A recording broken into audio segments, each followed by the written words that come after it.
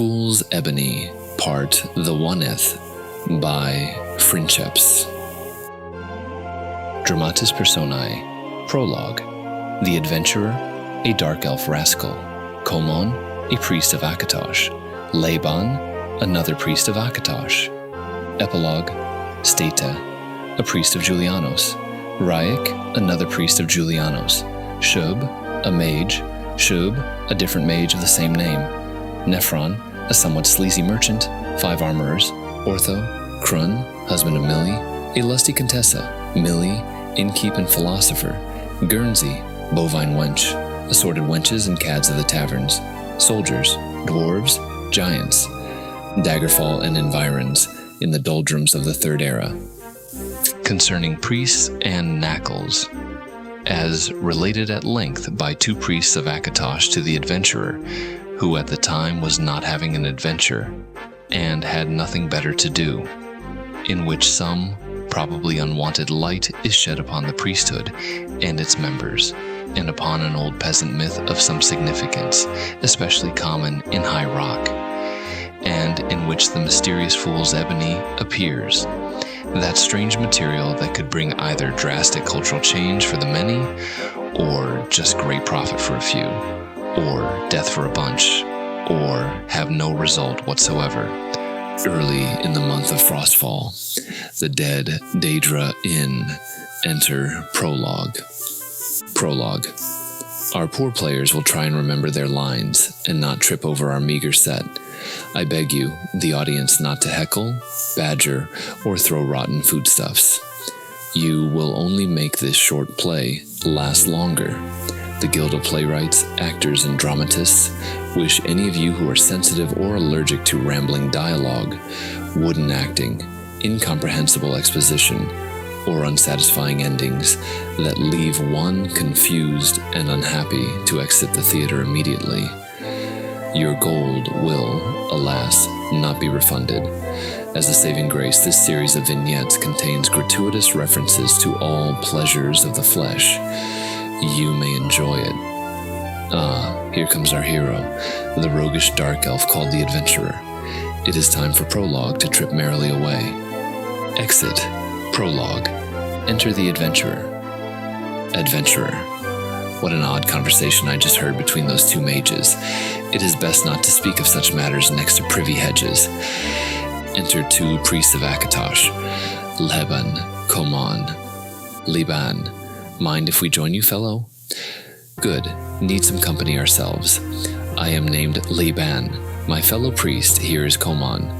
We both serve Akatosh, all in our own ways, of course.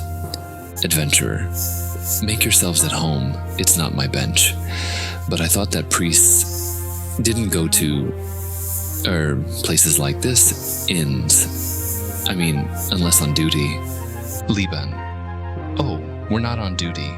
Got to regenerate our internal vital energies so we can go on blessing and curing. Komon. We often come here, hike up our robes, kick up our heels as it were, fill up with some bottled energy. Komon snickers. Liban. Looking for those in need of comfort and blessing, of course. Komon. Oh, yes. Oh, yes. Like that young girl outside the other evening. Liban kicks Komon. Komon. And anyway, our high priest told us to get lost. Liban. He means told us to get some air. We've been having visions, you see. Komon. Yes, sort of weird, really. And we hadn't even been taking any of that. Liban kicks Komon. Liban. Both of us been having the same visions. Real odd. Adventurer. Do tell, I'm not going anywhere in a hurry. Liban. Well, we've both been hearing sort of words for a start, like Sir Niche or say Knack. Adventurer. You said Nick or Knack. Just a minute. Let me have a swig from your bottle, brother. Ah, that's better. High-class stuff you fellows drink. Yes, I recall. Some story or old legend about an elf. Name of Knuckle, I think. From Morrowind? Liban. You know, maybe you're onto something there. There is an old legend around these parts. Comes from deep in High Rock, I think. Knackles, that's it. Adventurer. Knackles, eh? Seems that several dark elves use that name, particularly the more peculiar ones. Komon. Yes, I guess that the bad ones are into all that weapons magica stuff. Very nasty fellows. Lieben to Komon. Komon, this fellow's got pointy ears and red eyes.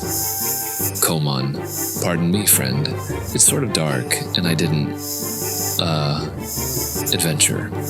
Oh, that's fine. These are strange times. You know, live and let live, or die, as the case may be. Now, suppose you tell me about this Knackles myth. Here, let me help you with that bottle. Thanks. Lieben. Sure, if you want to put it that way. Here, have another swig. Sure, we got the time, and I recall it clearly now. Komon. Yes, we've a couple hours till that little blonde shows up at her lamp. Lieben kicks Komon. Laban to Komon. Quiet. Remember, we had to tell the high priest her address, so she won't be around for a while. To all.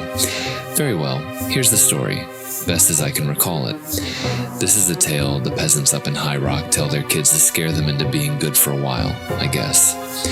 They tell it, let me see, either on Tales and Tallows, or is it Witches' Festival, just before the kids are sent out to the barn or pigsty to sleep. Komon, nasty, cruel peasants. But then, I'd send them all out to the midden. Lieben, really, Komon.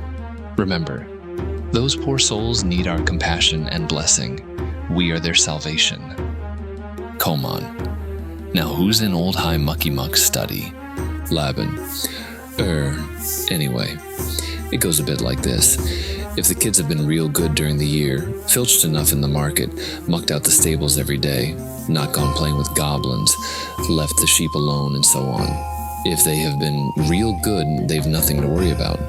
But if they haven't been real good, then there is this nasty, horrid dark elf spirit called Knackles.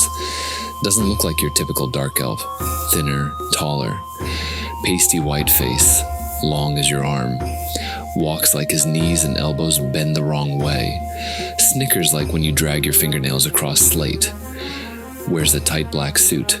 Not Khajiit, more like a formal suit with buttons, but too tight and small. He visits the bad girls, and Komon. Why are you talking about old High Mucky again, Liban? Komon hiccups. Leben kicks Komon. Liban. You really must excuse Komon here. Overwork, you know. Too many curings and conversions. Anyway, old nasty Knackles is supposed to wander under our Tamriel in dirty, deep, dark dwarven tunnels. Everywhere under the lands, if you can believe that. Rides in a rusty, squeaky old mine cart on old mine tracks. Adventurer. I saw some of those in Fanglair once, down in Hammerfell a long, long while ago. Komon to Liban. What the Sheogorath was he doing in Fanglair? Laban to Komon. Hush. If he's who I think he is, you do not want to know. To all. Yes. Well, Knackles gets pulled all around these deep tunnels by goblins.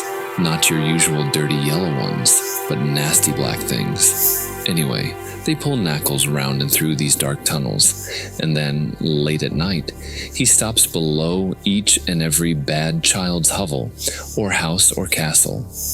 Makes no difference. Then he slides up the drainage pipes. Komon. Creeps up cracks, crawls through holes. Liban. Oozes up oubliettes. Komon. Climbs giggling up garderobes. Leben. Right into the kid's place. Then, if the kid's only been sort of bad, Knackles will just mess things up in general, so the kid gets blamed. Make greasy, dirty marks everywhere, more than usual anyway. Break some things, steal some things, so on and so forth. Maybe take the sugar sweets, leave some lumps of Fool's Ebony instead. Adventurer. Fool's Ebony. What's that? Heard mention of that. a few hours ago. Some mages. Lieben, you did now. Interesting. Very. Well, let's talk of that in a bit. Just let me finish this Knuckles thing. Where was I? Oh yes. Now, if the little brat has been real bad, then all the little brat's toys get taken. The copper dagger, the wooden sword, the little whip, and so on. All the usual favorite kids' things. Komon. Whips? I like those. Komon hiccoughs. Liban kicks Komon. Leben. Now, if that little brat has been very, very bad, then Knuckles grabs the brat, pops him or her in his dirty great sack, hauls the sack off down the holes and cracks, down to his rusty old minecart, and away they go. Komon. Hope he leaves some bad little girls behind. Lieben kicks Komon. Lieben. So, we can save them, of course, friend. Well, sometimes, so I've heard tell, the brat never comes back. No great loss, I guess. Peasants just breed another. Komon. Know about that? I do. Liban pinches Komon's nose. Liban. But as the story goes round here anyway, often the brat is just put to work, digging out lumps of fool's ebony, shoveling dirt, bagging it, extending the tunnels of the Knuckles. After a while, brat is pushed back up to where it came from. Seems that brat might think it spent a year down there, but only a day has passed up top. Brat comes back real thin and dirty though, covered in black mess. Come to think of it, on the day past Witches' Festival, I've often seen some little brats, scrawny, real dirty black mess on them, looking terrified too. Parents drag them into temples to get blessed and cured, if they have the gold, by the beard of Sheogorath, the wailing and noise, enough to drive a priest to, well, never mind. That's our problem. Komon. Nah, it's a problem with our suppliers, I tell you. Lieben throws Komon through a screen. Liban. Anyway, that's the short of it. This Knuckles legend up around here. I recall now, it's widespread all over Tamriel. And knowing the place, probably more than a grain of truth in the tale. Much, much more. Adventurer. So, I guess some of the darker dark elves sort of identify with this Knuckles, take on the persona, so to say. Laban? Yeah, that sort of sums it up, I guess. Though we don't see those types hauling off brats in sacks. Now do we? Komon. Nah, that's what we does. Girly brats anyway, isn't it not? Komon hiccoughs. Lieben breaks a bottle over Komon's head. Komon falls unconscious. Adventurer. That's a very interesting tale, gentlemen. Say, let me repay you with another bottle. What's that you're drinking? Ah, thought so. Innkeep. More holy wine for these holy men. Lieben. A blessing on you for that kind gesture, friend. Adventurer. I thank you. I sure could use 1 or 3. Anyway, this fool's Ebony. I've heard mutters and murmurs about that of late, mostly eavesdropping. Pardon me. Listening to mages and the like. What's with this stuff? Here, have another swig. Good. Lieben. Well, we're not supposed to tell outsiders, but then you seem to know something already. And if you have been hearing mage gossip, why, maybe we can do some business. Profit all round. Well, for the Akatosh Chantry, of course, and your fee, good sir. Adventurer. More and more interesting. Tell on, I pray you. Komon staggers to feet. Komon hiccoughs. Komon. Time for me to go convert that little lamppost girl. No. Not last night's one, but the blonde. Exit Komon. Female squeals from offstage. Liban. Friend, you'll have to excuse Komon. He's a bit, strange.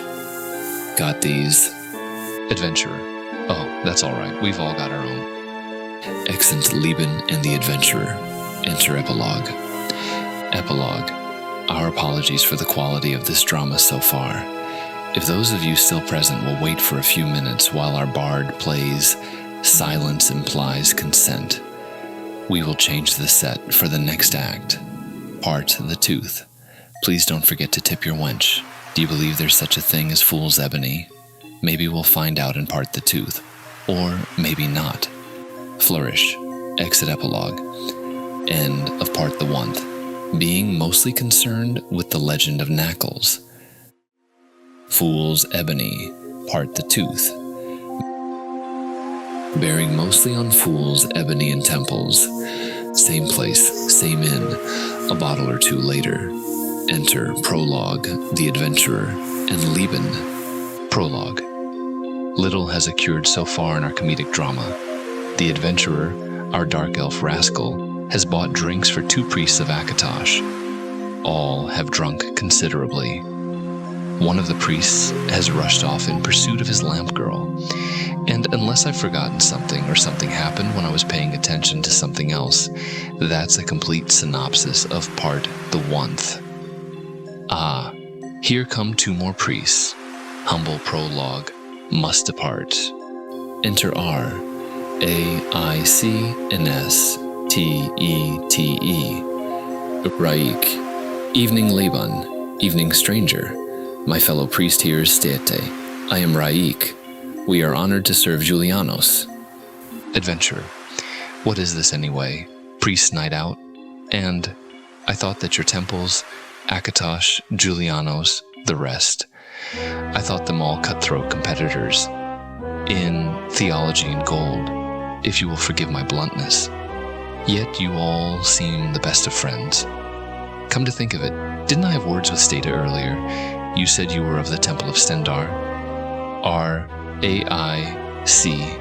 A common misconception, friend. Lieben. But one that we encourage. R-A-I-C. Really, we all work together closely, move between the temples as needs dictate. L-H-E-B-A-N. Exchange information. R-A-I-C. Share funds. State. Swap our sisters. Liebenkick state. Enter prologue. Prologue. Sorry to interrupt the merry slapstick, but I neglected to mention earlier that the Fool's Gold Saga, if that is the word, contains gratuitous reference to priestly misdeeds and sexual excess. I hope those of you in the audience of peevish, prudish, sullen, frumpy, or grumpy demeanors are not offended. Now then, on with the entertainment. Exit prologue. Leben, and all that. R-A-I-C. But it helps in our holy work if we are perceived as separate and, competitive. Leben. Mind you, there are 1 or 2, religious organizations, well, sort of, that we do not have anything to do with.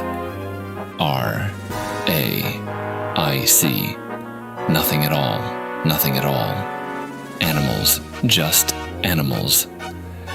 Adventure. Such as Lieben. Well, the Dark Brotherhood for one. Nasty bunch of thugs. And then there's the After Dark Society. Aside to Raik. This fellow seems a decent sort of chap. Seems to know something about mages and fools, Ebony. R-A-I-C. Aside to Lieben. Really now. How interesting. To all. Hey fellow, have another bottle. This will bless your throat. My. Yes, indeed it will. Adventurer. Thanks, Rake. Don't mind a bit. Lieben. But let me continue. I was explaining about this Fool's Ebony to you. R-A-I-C. Yes, Fool's Ebony. Lieben. Well, Fool's Ebony now. Well, you know about ordinary ebony, how it's rare. Only some dwarven clans dig it and sell it.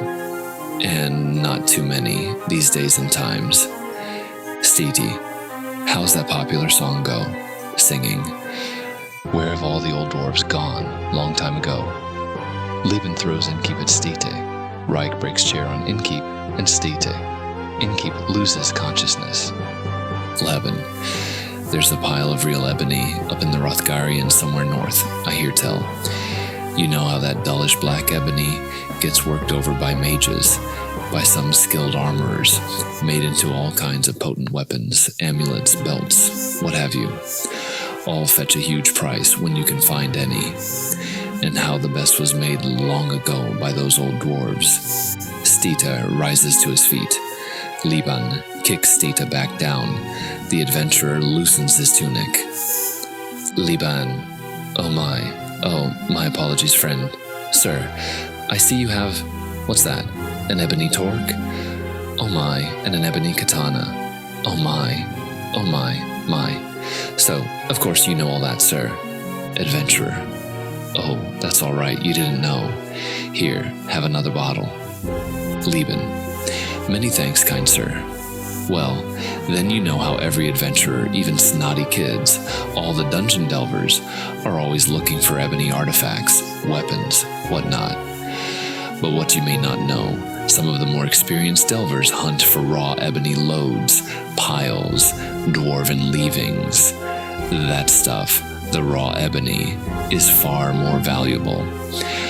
Adventurer, the raw, unshaped material that provides work and power for so few, apparently just loaded with negative magicka. RAIC. Right. Liban. Yes, right so, quite so. Well, fool's ebony now. Looks just about like the real raw stuff. Runs in veins in the deep rocks. Feels the same, smells almost the same. But the big difference is not real ebony. No power at all. If you pick some up, it gets your hands a bit dirty. Softer too, by all accounts. But sort of shiny too. But who can tell all that? Deep in some old mine, maybe a ghoul breathing down your neck. So, it's just grab and run, I guess, down in those nasty holes.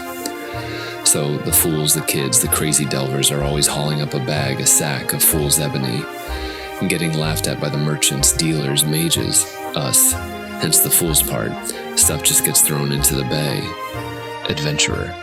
Yeah, that's sort of what I heard from some mages. But I heard something else too. Laban. And just what was that, friend?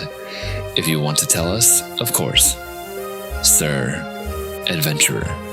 Oh, of course. I think that we can come to, an arrangement? Laban and Reich, together. Certainly. Oh, yes. Adventurer.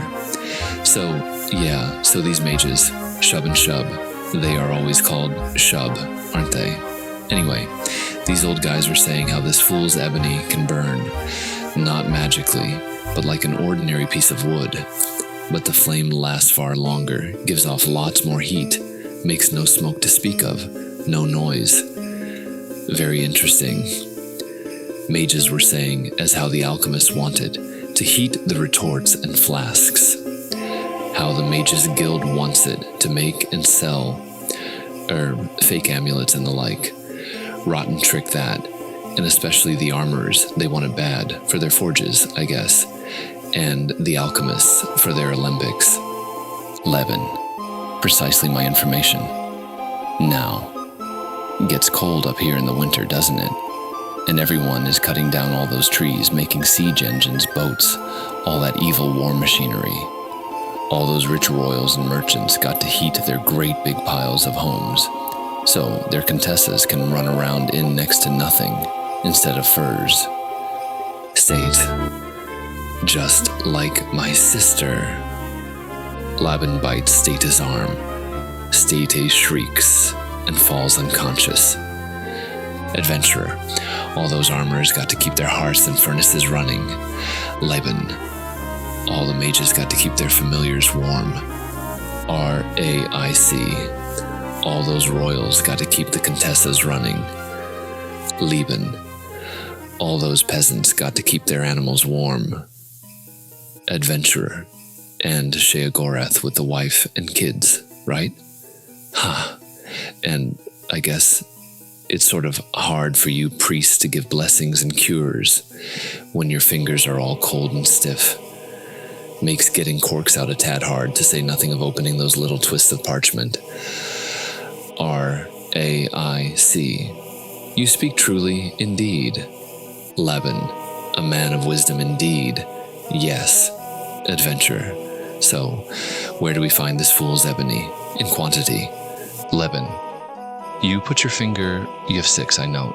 Oh, excuse me, sir, on the crux of the matter. I have heard rumors, just rumors, mind you, that there are huge, enormous veins of this stuff at one place on the surface, far up in the Rothgarians. Bad, bad place to go. But if you can get there and back, cartloads of the stuff. Adventurer. That's just what I overheard from those mages, far up there in the Rothgarians. Orcs, dragonlings, Dadra, Sheogorath only knows what. Those mages seem to know the spot, though. Mages wanted someone to... Reich, you didn't talk to the mages. I mean, you haven't... Adventurer, oh no, they didn't even know I was there. Aside, not yet anyway. Lieben, good, good. Can't trust those mages, you know. Old fossils would turn their own mothers into sludge toads, just for a bit of gold. Gold mad, power mad, mad mad, the whole rotten lot of them. But then, they don't have mothers. Rake. Excellent. Seems to me, friend. Or, can we call you partner? Yes? Excellent. Seems to home, partner, that my brother priest and you should do some digging and poking around. See if we can get to those veins, those deposits, eh? Adventurer. Yes, indeed, partners. But it would cost a fair pile of gold to get up there. Weapons, spells, women, clothing, carts and horses. Women, food, potions. Best go well prepared up there. Laban. No problem, partner.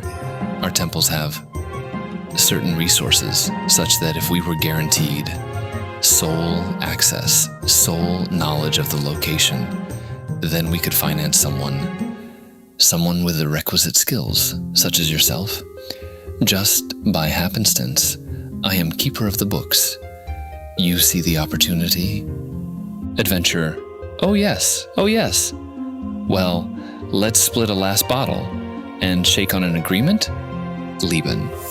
Indeed, let us. We first need information. Who knows about the site up there, where it is, how to reach it? Why don't we meet back here in, say, a week to the hour, and see what we can learn meanwhile? R-A-I-C. We need to find a merchant, too. Someone who can handle it for us.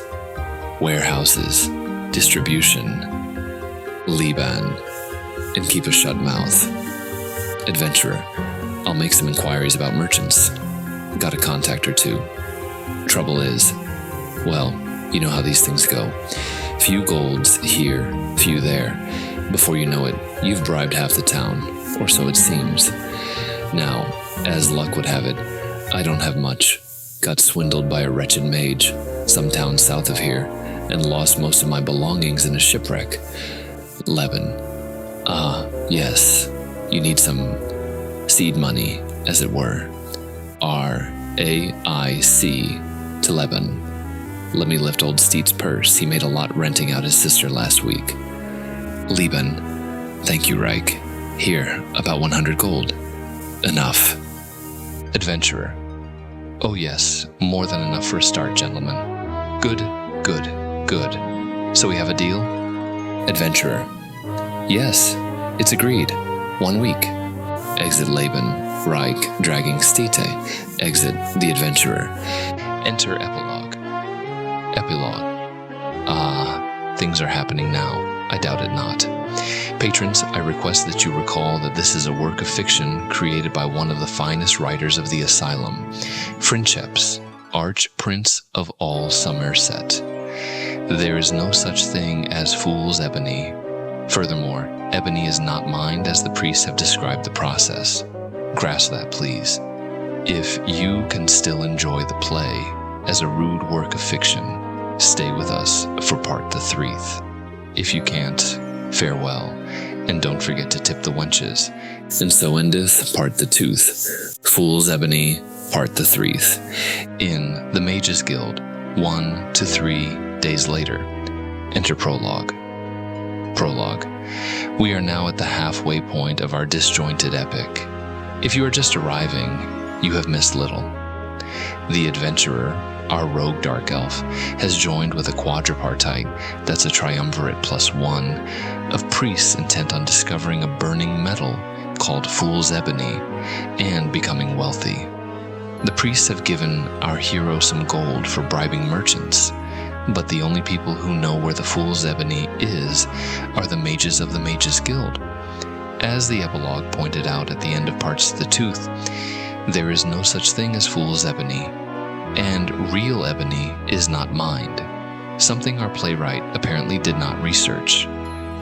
Well, accept it as high fantasy, if you will, or whatever. Hark, here comes our hero now. Imagine the miasma, if that's the word I want, of magical elixirs, bubbling cauldrons, hovering balls of sparkling whatnot. And now, the prologue must depart. Enter the adventurer and S-H-U-B. Adventurer. Ho, anyone around? Shub. Over here, young man, in the corner. Adventurer. Morning. Do I call you? Shub. Shub. Oh yes, Shub is my name. Shub it is. How on Tamriel did you know? Adventurer. Can we have some privacy? I have a somewhat, delicate matter to discuss. Shub. No need for privacy here. We mages do not hide anything. Adventurer. Fool's Ebony. Shub. Quick through this door. Turn right. Turn left. Just let me throw a privacy spell around us. Loud zap sounds. Enter Shub. Good. Now, sir. Oh, by the way, meet my fellow mage, Shub. Shub. Shub. Now, you mentioned Fool's Ebony, adventurer. Well, I fancy myself a bit of an expert in ebony. Had quite a bit come and go through my hands in my time. I have. Shub. We noticed that you have an ebony amulet and an ebony katana, of lightning no less, and an ebony belt. Adventurer. Hands off the toys, gentlemen, please. Shub. Forgive us, but we so appreciate such fine items. Shub. Collect them too. Adventurer. Well, the other day, just by chance of course, I just happened to hear two priests of the Temple of Stendar, I think it was. They were a bit high in their cups, I think. A bit loud, and never noticed me skulking. I mean standing in there. They were going on about this Fool's Ebony. Stuff like the real thing. Only no magicka at all. None. But it burns like wood, only longer, hotter, no smoke, nice even heat. Shub. Yes. We have heard similar rumors. Seen a bit of that stuff. Lumps from a sack or two that some crazed delver dragged up. That kind of thing. Right, Shub. Shub. Oh yes. Right. That kind of thing. Right. Aside, I must remember to keep the secret, whatever it is. Adventurer. Well, these fool priests seem to talk as if they knew a location for lots. I mean piles of that stuff, somewhere up in the Rothgarians. Shub and Shub, together. Where? Who? Did they say? How? When? Where? Shub. You didn't let them know you were listening, did you? Adventurer. Of course not. What do you take me for, a priest lover? Shub. Calm yourself, my lord. That's better. Just don't go fiddling with that katana so much. Makes us nervous. Shub. Yes, nervous. Very. Shub. Here. Sit down.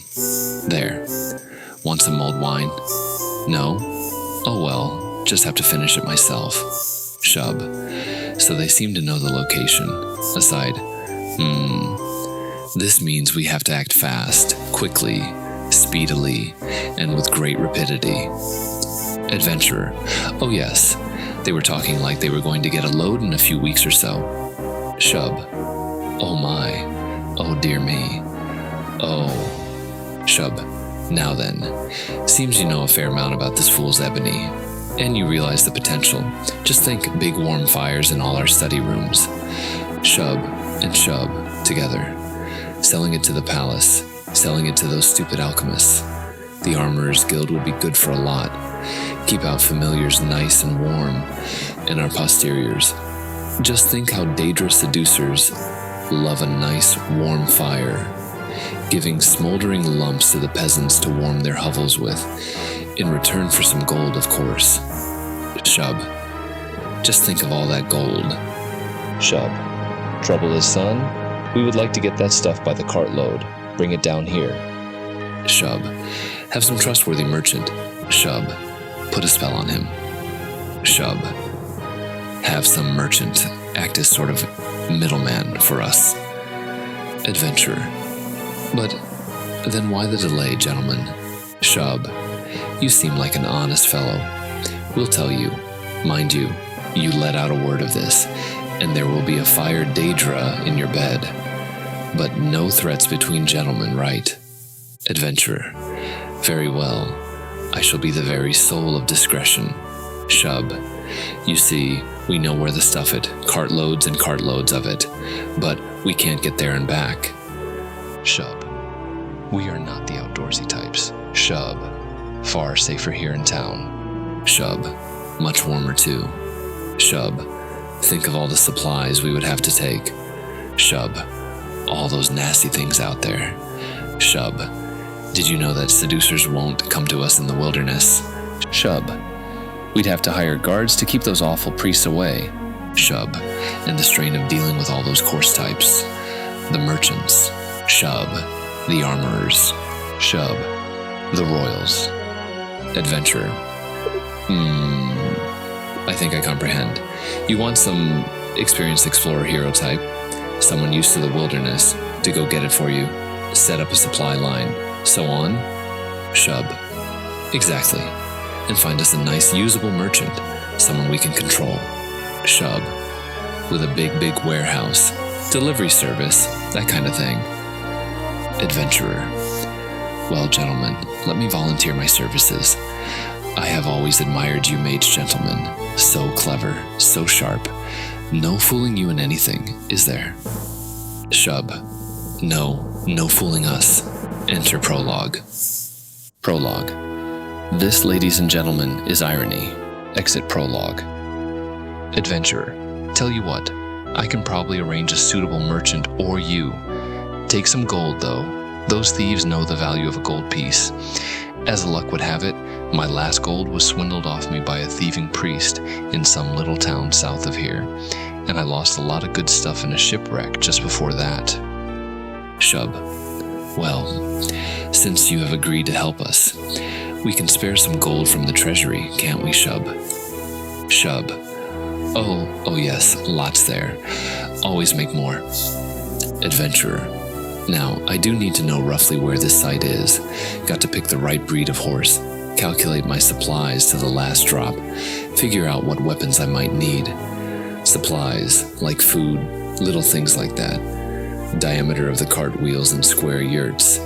Ambush points for the priests, in case they try to get up there. Shub. Tell you what, here's 500 gold. Go get things started. Shub. Yes, we can always make some more. Shub. Aside to Shub. Shut up. Shub fires a spell at Shub that burns him to a cinder, and then reconstitutes him. To all. Excuse us. Where was I? Oh, get a merchant, guards, carts, whatever you think it will take. Come back if you need more. Shub. But what about those priests? Adventurer. I have an idea or two there. Let me get friendly with them. Maybe hire a couple of good lamppost girls. Lay in a few cases of holy wine. I'll have them eating out of my hand in no time. And if you show me where this fool's Ebony is, why, I can misdirect them. Send them straight into a troll's den or something. Shub, you're the expert. Here, let me show you on a map. And I don't need to mention fire Daedras, do I? Adventurer. So, seems to be Only 30 days there this time of year, maybe 40 back with the loads. Let me study this a bit more. Shub, can't take it with you, of course. Don't want this getting out now. Adventurer, oh no, that's fine. Look, let me have a bit more gold. Going to need some heavy-duty carts. See here, this section, cut by all these washes. The flummox there will be something terrible. Oh, and these ruins, full of ghosts, I bet. And this pass, just full of willies too. Shub, if you say so. My, seems that we picked the right man. Right, Shub?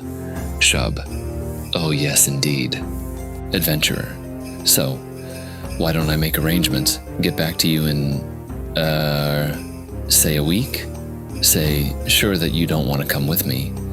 After all, there's nothing like the wilderness life. Waking up with the sun, shaking off the frost, catching an orc for breakfast. Ever have orc guts fried over stinkwood? Oh, that's a treat. Checking each stream for dead giant spiders, or live ones. Imp jerky for lunch. Scanning the ridges for dragonlings. Standing guard against ice daedra in a blinding snowstorm. Oh, what a life. Shub and Shub together. No. We better stay here at the guild. Got our duties after all. Someone's got to mind the store. Someone's got to get the word out to selected customers. No, thank you, kind sir. It does sound such a lovely life, but I think we best be here. Yes, indeed. Adventurer. A pity, gentlemen. Well, I'll be about it then. And don't worry if you see me with those priests. Got to mislead and misdirect them, haven't I? Shub. 1 week then. Ixun Shub, the adventurer, and Shub. Enter epilogue. Epilogue. Shub and Shub. Ladies and gentlemen, implausibly retarded mages, yes, but perhaps there's something more to them than this act suggests. Do you think so, maybe? Well, if you're not in the theater for part the 4th, you won't know for certain, will you? Don't forget to tip your wenches and think on that while we change the set. So endeth part the 3. Fool's Ebony part the 4th. Mercantile dealings. The armorers involve themselves. After some general discussion and verbal dancing around, finally the topic of Fool's Ebony is explored. Somewhere near the market, in the back of a store called Nephron's General Mercantile. The day after. Enter Prologue, the Adventurer, and Nephron. Prologue. Whilst the actors playing the adventurer and the merchant, Nephron, dramatically move their mouths to pantomime a conversation, it is on poor Prologue's shoulders to update the audience on the play's actions in its first 3 acts. The adventurer, a rogue of a dark elf, has been hired 2 different groups, 4 inebriated priests and 2 greedy mages, to delay the other group and find the lost cache of Fool's Ebony in the Rothgarian Mountains. Now, picture this clownishly decorated set as the back room at a prosperous merchant's shop. And before the adventurer and Nephron develop lockjaw, Prologue will leave you thus. Adventurer. So you see, friend Nephron, just what an opportunity we have here. We have this new commodity, for which you agree there will be a huge demand. Nephron. Especially from the royals. Once one of them has something new, they all want it, of course. Adventurer. And do not forget the armorers for their forges, and the alchemists for their retorts and whatnots. Nephron. You seem to have the mages lined up nicely, got their location, memorized the access map, and so on. You know, we merchants have had a suspicion for quite some time that those old twits had some deep, dark secret of interest to us. Now, the priests, the school of Julianos, we already work well with, hand in glove, you might say. But of course we shall cut them out of the major profits. Maybe let them distribute some to their flocks, and their temples make good, how can I say? Storehouses, but the Akatosh Chantry is a problem. Always running off and doing things on their own initiative. No cooperation, just crazy people. We really need to do something about them to ensure their cooperation. Adventurer, I have a suggestion that might help. You recall how old Komon left and apparently dragged off some little blonde lamppost girl. Just suppose that just by chance, in a state of befuddlement, he dragged off someone important by mistake. Might be a lot of trouble for the Chantry if word got out. Nephron. Indeed. There's this silly little blonde royal who's all excited by the real life down in these parts of town. Disguises herself, or so she thinks. Comes on down here and plays at being poor. Stupid little twit. Komon is still in hiding with his blonde, right? Adventurer. Yes, in that retreat the priests have, down near the waterfront. Nephron. Oh yes, I know that place. Often sell them some spiritual powders and so on. Good. You see, just imagine what would happen if Komon, by mistake, had grabbed this slumming little Contessa. Akatosh Chantry would have no end of trouble from the palace if something nasty happened to her. And then we could move in, offer to help the Chantry during their hard times. Yes. Leave it to me. I shall contact a few of my, business associates, as it were. Make some arrangements. Adventurer, and I'll keep up chatting with the priests, get them to support our little business venture. Nephron. Right. And I should introduce you to some of the more senior members of our brotherhood. Guild. Let me contact you in a few days when everything is all set.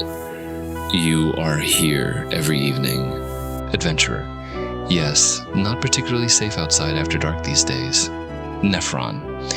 I see. We shall have to arrange some protection for you. Well, in a few days then. Exit Nephron inconspicuously. Enter 5 armorers. Armorers and the adventurer fight. The adventurer falls. The armorers tie the adventurer up and then wake him up. Armorer 1. Okay, fellow. Let's not sprig and foot around. We know about this fool's Ebony thing, and about the mages who apparently discovered the location. And we have been watching you dance around with the priests, the mages, the merchants, just about everyone with 2 feet. Armorer 2. And how you are really working with Nephron. Armorer 3. And how you are double-crossing the priests and mages. Armorer 2. You and Nephron are really doing a good job on the Akatosh Chantry, we must admit. Armorer 1.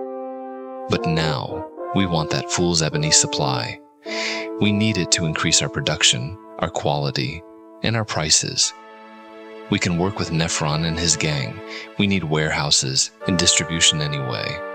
Armorer 4. We could torture it out of you. Armorer 3. We could let the priests know about your plans. They would throw you to the After Dark Society in a flash. Armorer 5. We could let the mages know. They would send you to oblivion for a very, very long time. Armorer 1. But we would rather you joined our guild. We cannot afford to leave Daggerfall for some hairy wilderness trip. Too much demand these days for our services. Armorer 2. But we can send a group of our apprentices along to keep you company. Armorer 4. Our apprentices usually test all our products, and we'll be just itching to test out there. Adventurer. Gentlemen, please. I really was going to give the whole deal to you, once I had gotten gold from everyone else. Armorer 5 slaps the adventurer with a hot poker. Oh, well, I thought of it. Armorer 5. Sure, and I'm a nymph. Adventurer. Yes, you are very persuasive. I would welcome an escort and guard of such tough gentlemen. Be very handy out there. Armorer 1. Good. Thought you would see it our way. Some of our other members are presently having a little chat with Nephron. We can handle him. And from now on, 2 of our bigger apprentices will always be close at hand. Protection, of course. This town can be quite dangerous at night. Armorer 3. So continue with your arrangements. Work with Nephron. You can always leave word about your departure date with any weapon shop, and about any problems you may have. Adventurer. Certainly, gentlemen. Yes, you are indeed very persuasive. I shall keep you up to date. And, thanks for the protection. Enter Ortho, the very large apprentice. The adventurer is untied. Exeunt 5 armorers. Adventurer. Hello, who are you? Ortho. Me am Ortho. Adventurer. My protection. Ortho. Me am Ortho. Adventurer. You look very familiar to me for some reason. Have you ever been to Morrowind? Ortho. Me am Ortho. Adventurer. Fine then. Aside. My old man used to say the very worst thing that can happen to a fellow is an evening spent in the company of an earnest politician. This, I think, is a close second. Exeunt. The Adventurer and Ortho. Enter Epilogue. Epilogue. Our play has 6 parts, and we've just finished the 4th. It's interesting, I think, that the lusty Contessa has not made an appearance yet. You don't suppose our playwright forgot he put her in the dramatis personae, do you? Well, you'll only know if you come back for the Fool's Ebony, part the 5th. And if your neighbor decides not to return, don't tell him what happened. We actors have to make a living too, you know. Don't forget to tip your wenches while we change the scene. Exit Epilogue. So endeth part the 4th. Fool's Ebony, part the 5th. Back with the priest, final plans, and a killing or 2 is reported. Near the middle of the month of Frostfall, the Inn of the Pink Nymph. Enter Prologue, the Adventurer, Ortho, Nephron, the 5 armorers, and Prologue. Prologue.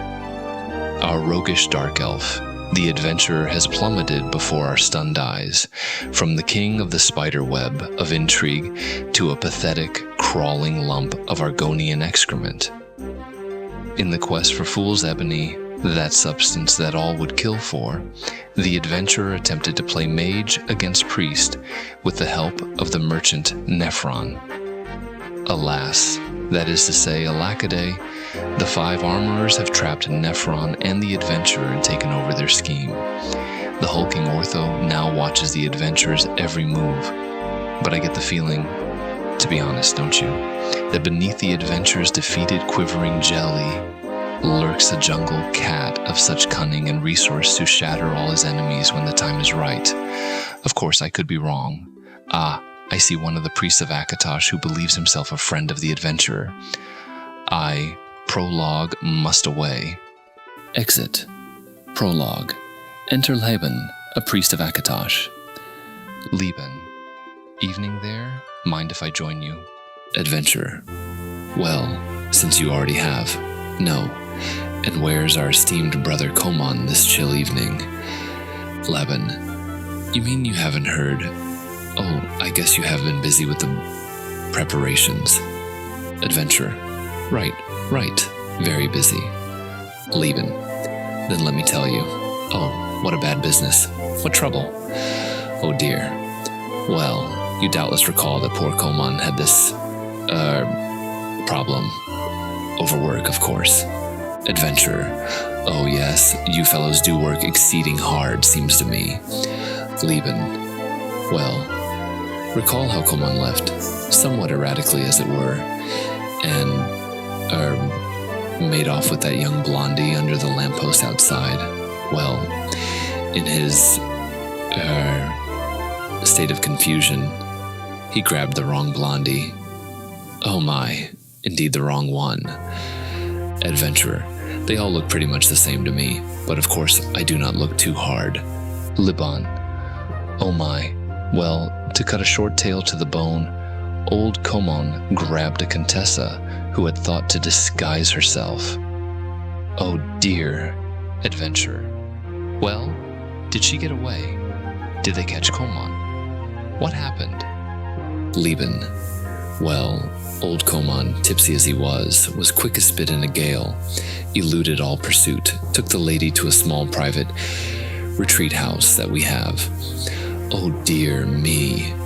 Well, the city guards, palace guards, half a dozen royals, all caught up with Komon 3 days later. One day, too late for the poor Contessa. I hear that they had a hard time locating all the bits and pieces. Komon was there, passed out cold, and another body, some common blonde lamppost girl, and by now he is cold, permanently, most likely at the bottom of the bay. Adventurer. Oh well, serves the Contessa right, coming down to this area, but I suppose that there are repercussions. Enter 2 more priests, Raik and Steet of Julianos, and 4 armed city guards. R-A-I-C, evening, Leban, evening, adventurer, and Ortho, me am Ortho, Rake, yes, charmed, and Lieben, you indeed have my sympathies. If there is anything we can do to help, our Temple of Julianos, that is. But really, you should have kept Komon on a tighter leash, or preferably a noose. Adventurer. Hello, Reich. And hello to you, Stete. How's your sister? Stida. Oh, she's great. Reich sets Stete on fire, but it goes out. Lieben. Yes, I know. Oh, the repercussions. Do you know that the priests of Akatosh, the Daggerfall Castle, Wayrest Palace, and just about everywhere else have all been thrown out? That the royal tax exemption for the chantry has been revoked? That the Akatosh chantry has just received a past due taxes bill? Oh my, adventurer. Well, I suppose that we could help somewhat, maybe. Maybe a small loan from Julianos for that tax bill. With, say, a temple as security. Oh, are not the taxes based on the number of the priests of Akatosh? So, maybe the school of Julianos could take over a significant number, reduce your tax bill. You realize that this is not the best time for this, just as we need a lot of funds for that expedition that I am arranging for you. Liban. Oh, I am so sorry about Komon. But yes, maybe if good brother Reich could, I hate to say this, take over a greater share of the financial burden, in return, of course, for, considerations. Ray, I see.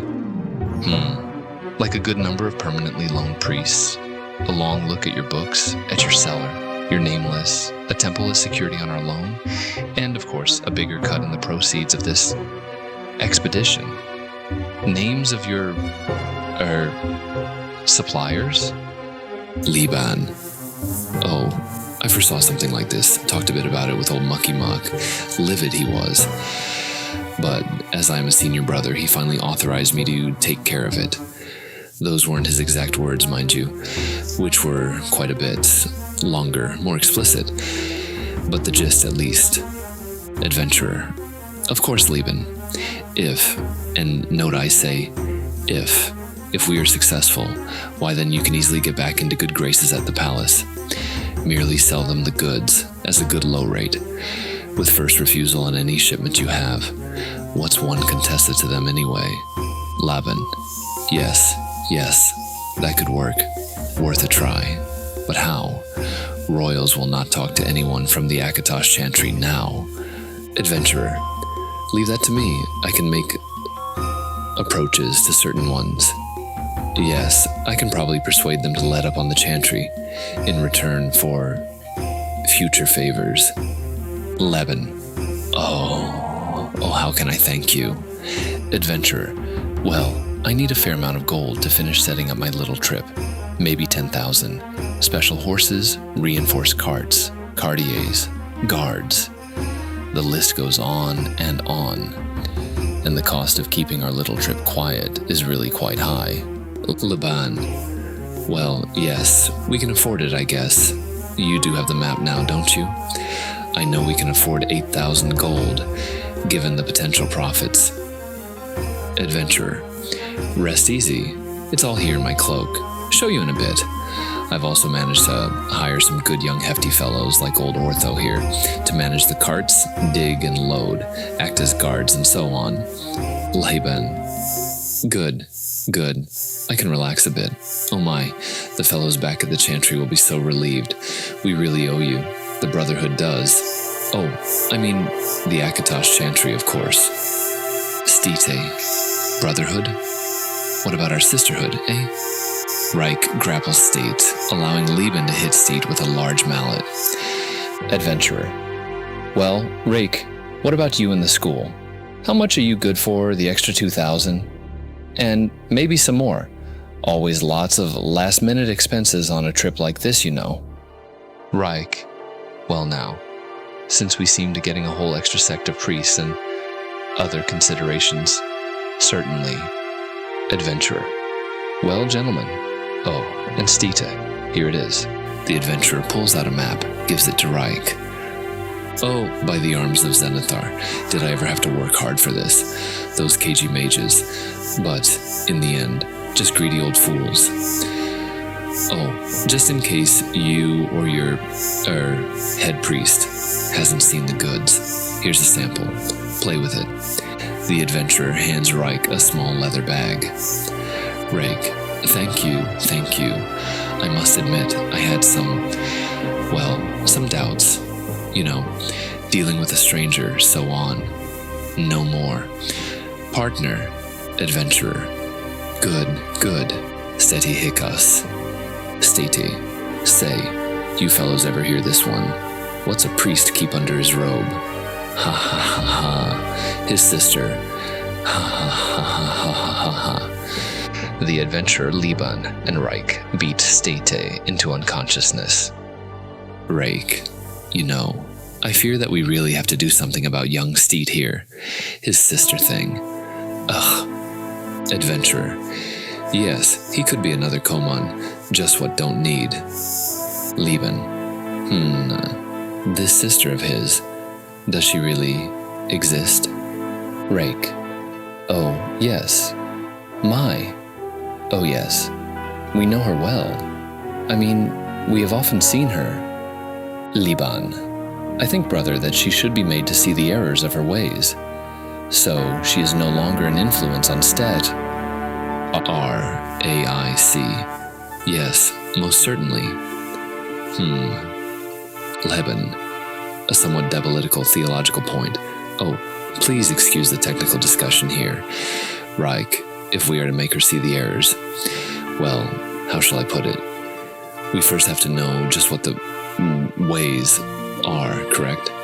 Reich. Indeed, an astute observation. So you are suggesting that, in a nut, we should first determine her ways, so as to be able to then show her the, errors? Liban. Precisely. Mind you, a difficult, arduous, tiring project, I fear. One that will take all our will and energy. Reich. True. But challenging, eh? Take all our time.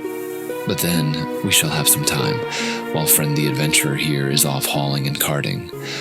Liban. And I personally would feel far safer if we were in retreat, maybe, studying the ways. Adventure. Yeah, be a good idea for you two to maybe disappear? For a while, of course. Cut down on the chances of a rival faction catching on, or catching you. Reich. Very well. Laban, why don't you and I take his sister off with us on a theological retreat, as it were? Study the ways and details, and so on. Liban, we could go to that unused little temple up on that shoulder of Edward's Mountain. Out of the way, quiet. R-A-I-C. Door has locks. Laban, thick walls. R-A-I-C. A big cellar.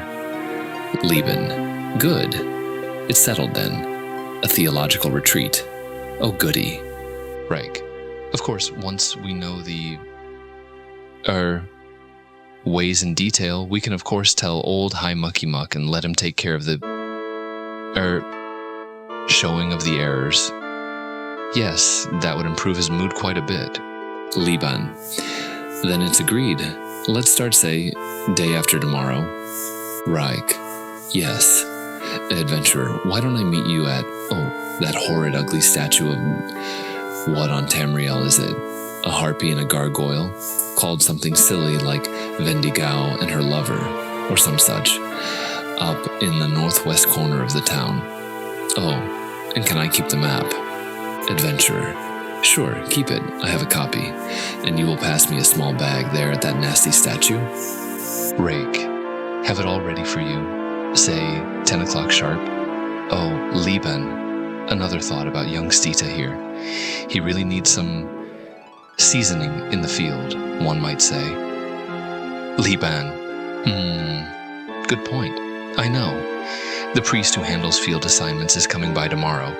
We could arrange an educational assignment for Stite? Race. Very good. But where? Winter's coming soon now. There's a vacancy up in Solitude, far north Skyrim, I believe. Night collections at street corners or some such. Very good. Come on, Leben. We have accounts to work on. Good night to you then, adventurer. 10 tomorrow morning. Leben. Raik rise to leave, picking up Steta. Liban and Rice, together. Have to arrange some supplies. Leather, rope, holy wine. Lots of that pink powder. I prefer the green, myself. Exeunt Liban, Reich dragging Stite and City Guard. Nephron. Well, adventurer. Excellent. Went just as I said it would. Got 5,000 gold from them.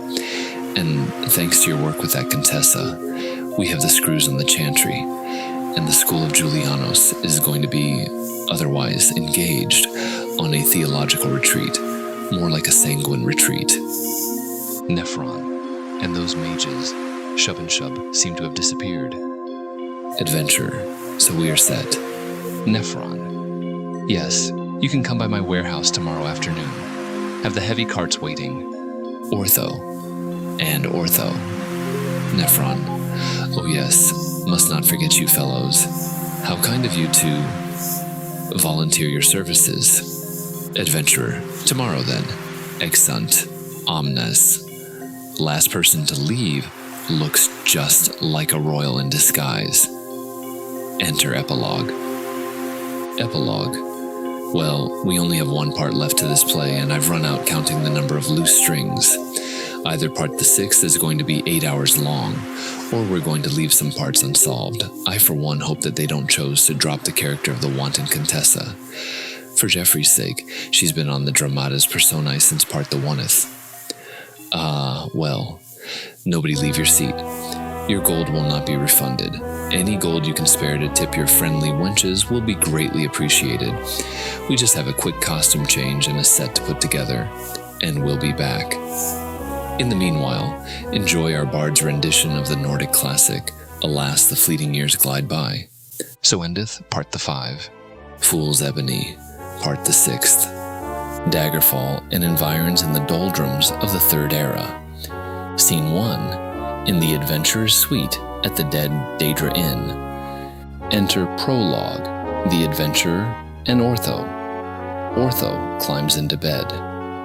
Prologue. Thank you for allowing us the time to change the meager set, while our bard sang that old favorite, Hail and Farewell. Now then, imagine, if you will, the luxuriant and languorous suite of that dark elven rogue, the Adventurer, at the Dead Daedra Inn. The time is shortly after the last scene, which, if you've forgotten, ended with our hero and his partner in crime, Nephron, making some arrangements to swindle from the mages, priests, and armorers. All are interested in getting their hands on a load of fool's ebony, a miraculous burning mineral, and the priests and mages each consider the adventurer their ally. The armorers know better, and have assigned one of their apprentices, Ortho, to watch the adventurer's movements. Now, as Ortho slumbers, the adventurer has his first moment of peace in days. I should mention that, in the interest of common decency, this scene has been abbreviated from the original by order of the Guild of Playwrights, Actors, and Dramatists. It now contains little material of relevance. A full copy may be obtained from the playwright after the show for a mere 50 GP copying fee. Now is the time for poor Prologue to shuffle away. Exit. Prologue. The adventurer begins to get undressed. Tap tap at the door. Adventurer jumps, startled. Snore from Ortho. Adventurer. Who's there? I'm coming. Opens door carefully. Enter Contessa. Adventurer. Come in, please. The adventurer steps back, tripping over his trousers around his ankles. Contessa. So sorry to surprise you, but I thought that we might find something in common. Oh, you poor man. You have a wound. Here, let me fix that bandage. It looks very fresh. Fixing bandage properly this time. Adventurer. Well, I just opened it up again. Evening exercises, calisthenics, so on. Contessa. How did you get this cut, if you do not mind me asking? Adventurer. No, not at all. I was in a fight earlier. These 3 crazy people jumped me. Contessa. Really? This cloth looks like part of a mage's robe. Adventurer. Well, yes, 2 of them were mages. Contessa. Oh my, you must have been very good to defeat them. Adventurer. Well, I've been in 1 or 2 fights. Not to be rude, but who are you? Contessa. Oh, I am so sorry. I quite forgot the proper introductions. I am the Contessa Avit Videsprid. Call me Ave. From the court at Daggerfall. Adventurer. Aside. By Oblivion. What now? Contessa. Here, help me off with this robe. These inn-rooms are always so hot. And let me check that bandage again, poor man. Ooh, you are wearing an ebony belt of stamina and bracers of strength. Ooh, a bracelet of endurance. This is my lucky night. Adventurer. Aside. Help. Contessa. Here, let me help you off with that old shirt. Gotta check you for any more cuts. They can go bad so easily, you know. Adventurer. Aside. Well, it's not the armorers this time. Maybe my luck has turned. Contessa. Well, everything seems all right. Very all right, in fact. Adventurer. Tell me about, yourself. Contessa. If you want, just for a bit. Adventurer. Here, have some wine. Enter Prologue. Prologue. Here, our worthy playwright's speech has been heavily edited by the Guild of Playwrights, Actors, and Dramatists. I will endeavor to fill in those removed passages. I should first mention that the Contessa is not meant to be a relative of any noble currently in Castle Daggerfall. The Contessa, Avit, regales the adventurer with tales of the peculiar and hardy members of her royal family. She has many brothers and sisters. They are all very close. Contessa. I think I must have been a bastard. I was the only one with red hair and an affinity for magicka. Everyone else tried to hide this skill of mine. I remember one spanking very well. Prologue. The Contessa relates further differences between her siblings. Contessa. While my sisters were learning to curtsy in 10 different modes, and my brothers were learning flower arranging, I used to sneak off into the woods or town. I soon learned how to get what I wanted from just about anyone. Just for example, there was this merchant who had 3 sons. Prologue. The Contessa goes into detail about her training. Contessa. I became quite good at the School of Illusion. You never noticed me downstairs, did you? I also learned how to use some weapons. Let me tell you how I learned hand to hand. Prologue. The Contessa relates an amusing anecdote and then continues. Contessa. And on bad days, I used to dig in my father's library. He had a marvelous collection of old texts. I was fascinated by Old Dwarvish, managed to learn it quite well, I think. Of course, no one has seen or spoken to one in years and years, so it's probably perfectly useless knowledge, but I've always had an interest in collecting new knowledge. At the Mages Guild, they taught me an old High Elven tradition. You spread this potion all over your body. Prologue. The Contessa relates her current state of boredom. Contessa. The life up at the palace bores me so. My sisters. Prologue. The Contessa's sisters are entertaining some visitors. Contessa. And my brothers are now studying advanced floral theory, so I come down here, do a little, business. I keep all my relations supplied with their favorite vices, so I can blackmail the whole rotten lot. Adventurer. But isn't it dangerous down here? Did I not hear that some young Contessa got killed recently? Contessa. That little twit was my cousin, and as far as I'm concerned, she got what she deserved. She thought she could just borrow a maid's dress, muss up her hair, and pass for commoner. She was spotted the first minute she left the palace gates. Now, I use illusion, craft, guile, and I carry weaponry. By the way, that was a neat scheme you and Nev cooked up. Adventurer. Well, let's change the subject, can we? Just what do you carry? I can't see anything. Like a weapon, I mean. Contessa. Here, let me show you. Adventurer. Oh my, those are nice. Knives. Contessa. And there are more. Adventurer. Oh yes. Contessa. But we don't need these silly nasty weapons now, do we? Adventurer. My. Now those are what I call weapons. Oh yes, heavy duty, high class ones too, my. Contessa. I think it's time that we put that Ebony to the test, to say nothing of your mage's staff. Prologue. At this point, extensive material has been removed. However, please remember that any scholar who truly wishes to peruse this material can obtain a copy for only 50 GP. Hand-drawn illustrations are, of course, extra. The Contessa, after a bit of fun, volunteers to be a part of the adventurers party to find the fool's Ebony lode. I know. It didn't make much sense in the original draft either, if you want to know the truth. Exit prologue. Adventurer. Sure you want to go out there in the wilds? Contessa. Oh yes, I am so bored here. Well, not right here and now, but generally. And I can really be of assistance. I'm pretty good with wood survival, knife work, hand to hand. And it gets cold out there at night, even for big ebony-wearing men like you. Adventurer. All right then. Do you know where and why we are going? Contessa. Oh, of course, it's all over Daggerfall. Everyone is watching and waiting to see what happens. There is even a lottery or two running. Adventurer. On what? Contessa. Oh, your life. Adventurer. Oh dear, oh dear. Oh my. Contessa. Look, don't worry. I know all about the double dealings with mages, priests, merchants, those crude armorers, and I intend that we come out on top.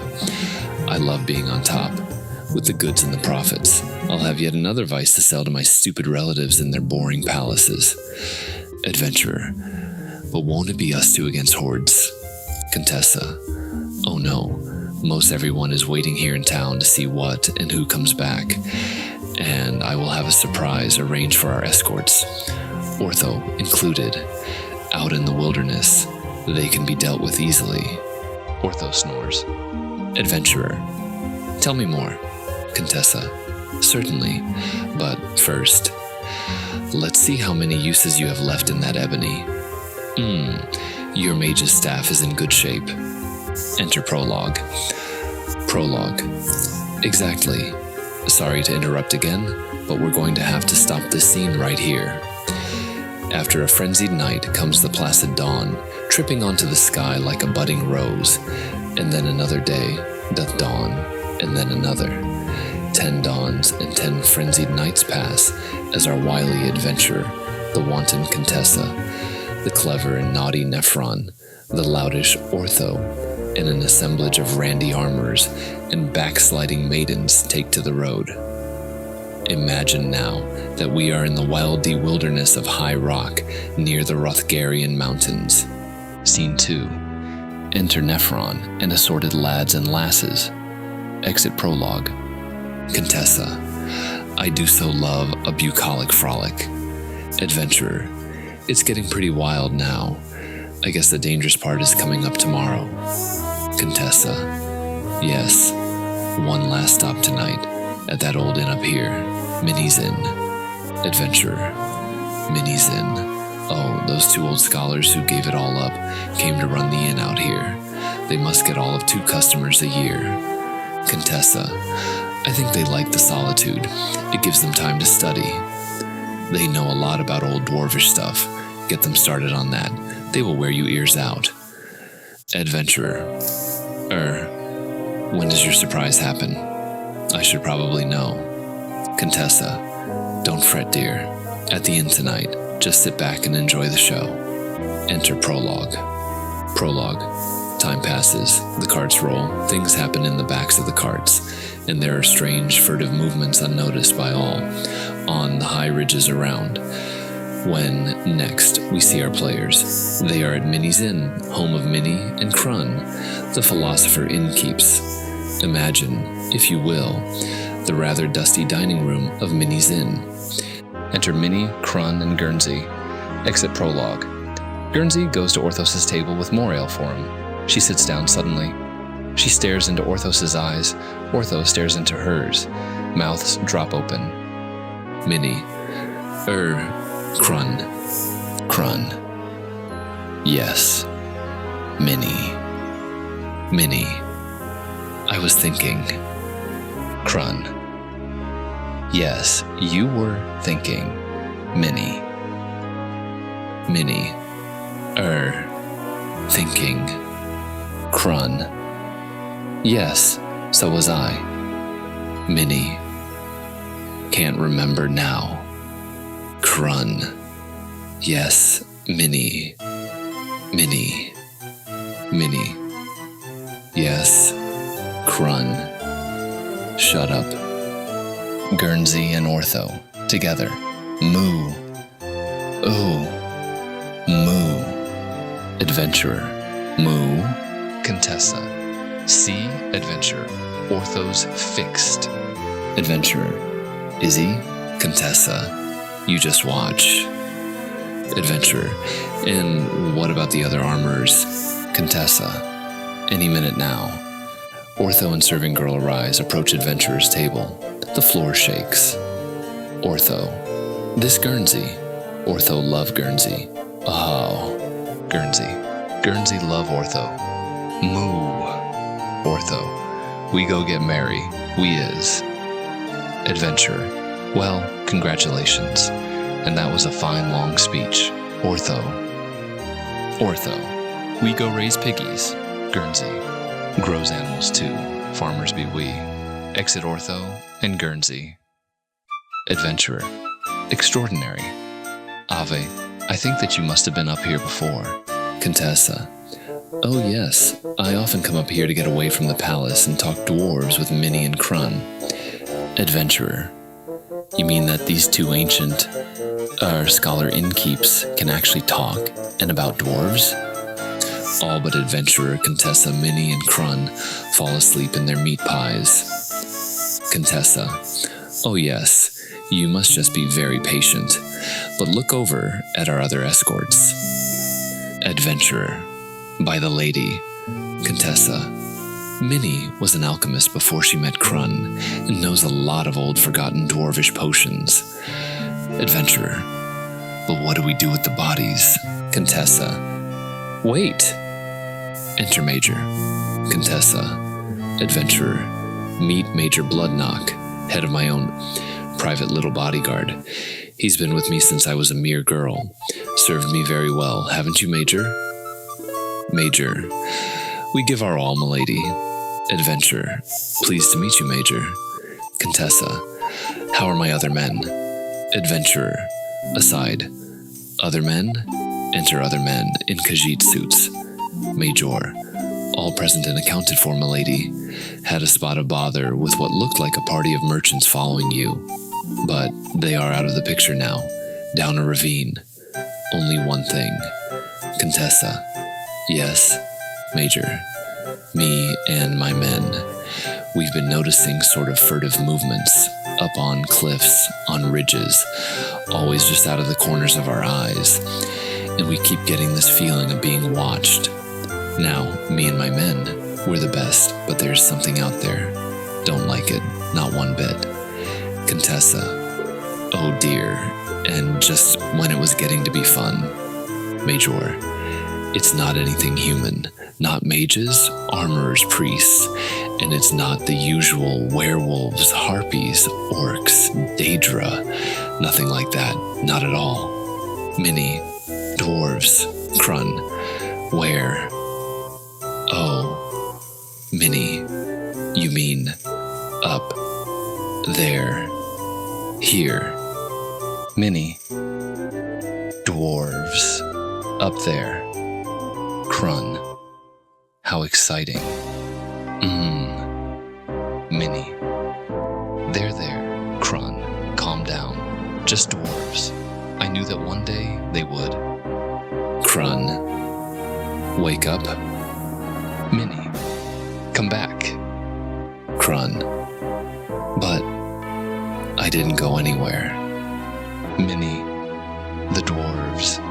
Crun. Crun. Oh. Back. So excited. Dwarves. Oh. Contessa. Well, Major, is it possible? Major. Anything's possible, especially up here. Dwarves? I don't know. Me and my men, we'll get rid of this lot. There's a good deep mine shaft out back. Exit all but the adventurer and Contessa. Adventurer. Dwarves. Ave. Is that trouble? I mean, they sort of own all the ebony down here, don't they? Contessa.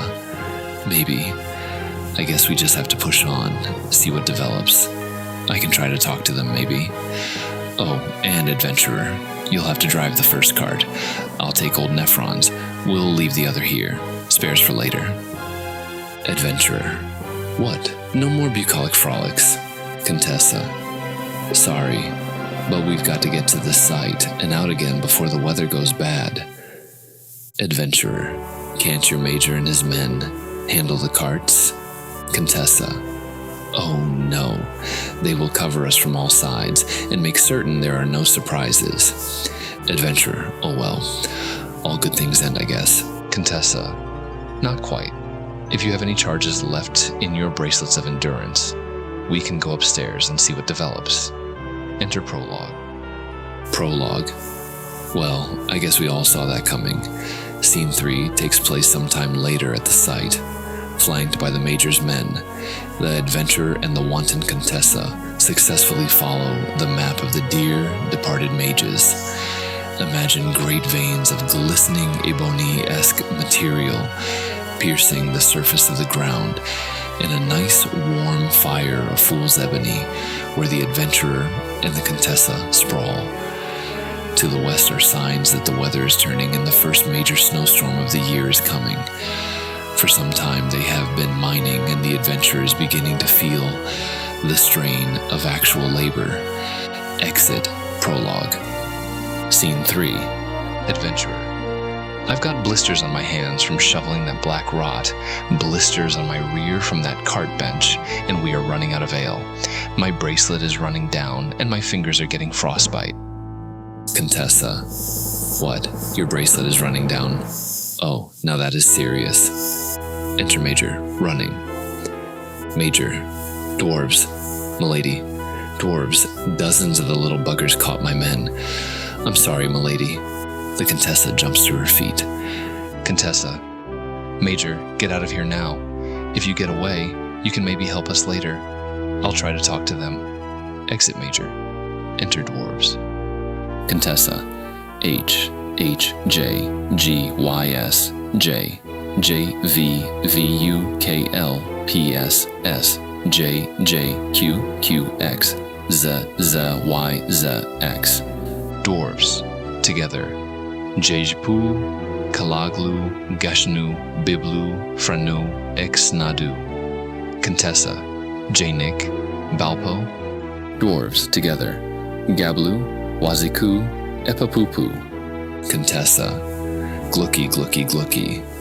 Adventurer, Av, what's going on? Contessa, relax.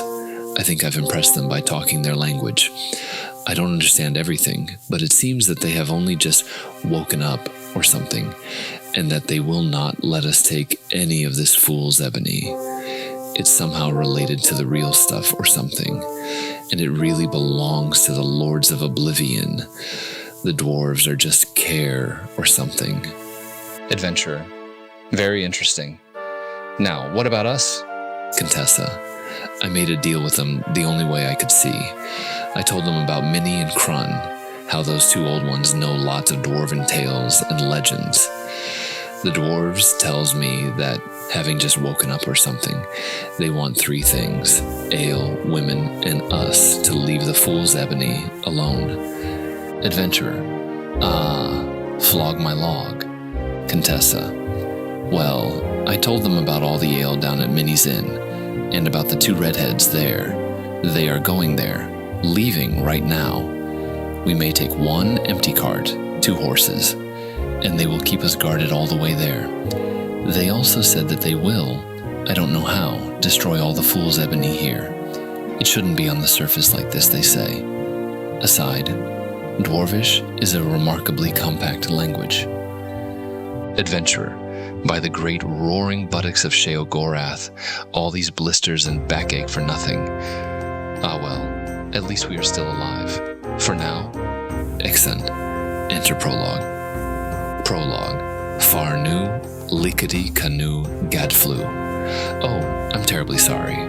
As scene 4 begins, we are back at Minnie's Inn, where the dwarves appear to be on holiday. Enter the adventurer, the wanton Contessa, Minnie, Krun, and dwarves. Exit prologue. Scene 4. Minnie. Ga. Sex. Espino. Krun. Glurky. Dwarves. Together. Jochapochka. Ladzolani. Jupi Hupi. Kime Amat. Amat. Itkanem Meam. Adventurer, Ave, any ideas? I can't seem to work my magical items. And when the ale runs out... Contessa, your ebony material is useless against them. Dwarves fashion the ebony, so I guess they can suppress it or something. Don't worry. Just think. These dwarves have been asleep or something for hundreds of years, and Minnie has a huge stock of ale. Not many customers come this way, and she knows how to salt the ale just right to keep from spoiling for decades. Adventurer. Oh, that's why my tongue always looks like a chunk of leather after a pint or 2. Contessa. Dwarves apparently love ale. I expect them all to pass out in an hour or so. Dwarves fall into comas. Contessa. If not sooner. Come on, adventurer. Grab a sack and start collecting. When the dwarves wake up, they'll finish the ale, and then us, the wanton Contessa, and adventurer pillage the dwarves. Adventurer, south, as fast as our horses will take us in this weather. Contessa, if we make enough distance before they wake up, we'll be all right. I don't think that they will leave their precious mountains. I hope not. Enter prologue. Prologue. The wailing wintry wind whirls wickedly, wafts whipping, wading waist high. Oh, never mind. The adventurer and the Contessa get lost in the snowstorm. Several days later, we find them desperate for warmth and exhausted. Exit prologue. Adventurer. The horses have had it. They can't go another step and it's going to snow again. No ale left, and just 1 loaf. Contessa. It will have to do. Suddenly, a party of giants leaps on our hero and heroine. But after some quick work with bracers of firestorm, really dead giants lie around in heaps. Adventurer, anything left, Av? Contessa, no more fire, anything, just my daggers. Adventurer, same here, just a common short sword. Curse Sheogorath for those dwarves. Those oafs chewed up our horses. Do you think the Major made it out? Contessa, if anyone can, it's him. Guess we'll find out in town. Interesting thought just occurred to me. Don't giants hunt in several groups? Is that more I hear? Sound of grumbling and gargling offstage. Adventurer, yes, there are more giants out there. Quick, Ave, help me with this one. The adventurer starts to disembowel a giant's body. Contessa, what on Tamriel are you doing? This is not the time for studying anatomy. Adventurer, don't argue. Climb inside. Contessa, Poppy Dash and Baldercock, inside that smelly dead giant. My dear adventurer, I'm a lady. Adventurer, it's our only hope. The giant smell will hide our scent, and live giants never touch dead ones. Quick! The adventurer and the Contessa climb inside the steaming giant's body. Adventurer, here, help me pull the skin shut and try not to throw up. Don't make a sound. Enter prologue. Prologue. A few hours pass. Exit. Prologue. The adventurer and the wanton Contessa poke their heads out of the giant's belly. Adventurer. They've all left, but it's snowing hard. Definitely getting real cold. We better stay here. Contessa. It indeed is warm. Adventurer. It will keep us warm, safe from the storm and giants, for a day or so, if we can stand the smell. Here, want some bread? The Contessa falls victim to nausea. Enter Prologue. Prologue. For this, the last scene of the play, please forgive us, but we need to change the set. Remove the giant corpses and whatnot. Please be patient while our bard performs the timeless classic, Whither Goest Thou? Bard plays Whither Goest Thou? If the scenarios take too long, he also plays For Further Consideration. Prologue. Ah, here we are, back at the dead Daedra Inn. The Contessa and the adventurer made it, after all. They had to pay 3 times the normal rate, for they were very dirty and stinky. Now poor Prologue will bid you farewell, goodly people. Scene 6. Contessa, thank the gods for hot water and soap. I thought I would smell like a giant forever. Adventurer, me too. Where did you go while I was bathing?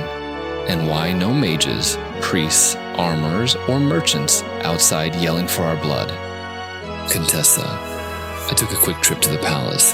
I fixed it so some cousins have told the armorers and merchants that we don't have cartloads of the fool's ebony. Adventurer, pity that's actually true. Contessa, but at least no one's interested in us anymore. Seems that some priests turned up dead in an old temple up on Edward's Mountain. They were found with some girl, all dead from bad green powder or something. And some old mages named Shub have gone missing. Adventurer, now then, what did you stuff in those sacks that's so important? Contessa, here, dump them out, take a look. Adventurer, by the gods, just look at that. Contessa, yes, those dwarves were just loaded with ebony. Look, rings, torques, bracers, belts, helms, all solid old ebony. Adventurer, and this stuff feels just loaded with magicka. Why, I bet that this ring alone has 1,000 uses. Whatever it does. Contessa. Ooh, look, bracers of extreme endurance and a belt of strength. Put them on, adventurer, let's celebrate. Adventurer, aside. Help. Enter Epilogue. Epilogue. As I feared, all the loose threads of the play were ended by wholesale slaughter. More of the adventures of the adventurer will follow, unless, of course, they don't. We thank you for your tempered patience. Don't forget to tip your worthy wenches on your way out this evening, and enjoy our bard's rendition of the Khajiit classic, It's a Matter of Luck. Good night. Flourish. Exeunt omnes.